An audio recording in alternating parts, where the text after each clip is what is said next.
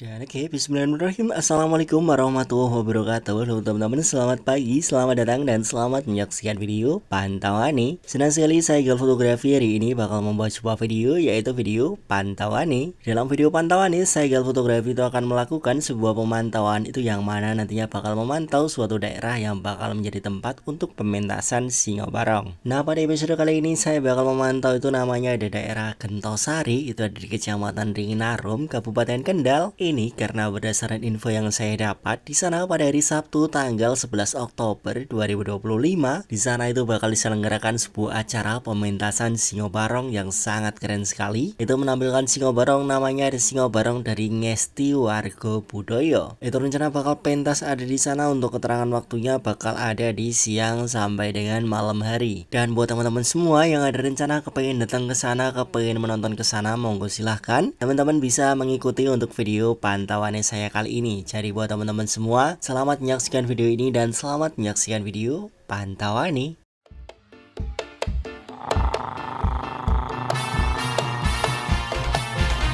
Iya.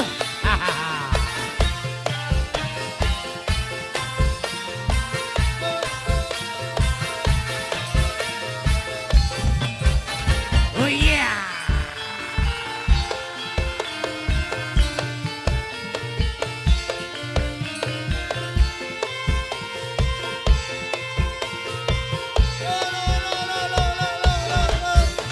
Oh iya.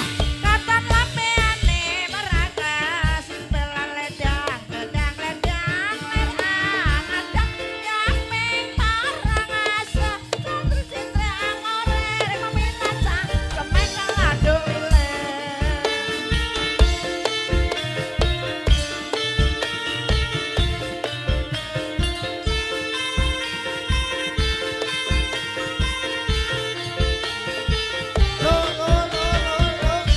Kapan lapeane meragas simpelan ledang ledang ledang ledang adang yaping parang asa santri cinta angore mamin kacang kemek kalado wile.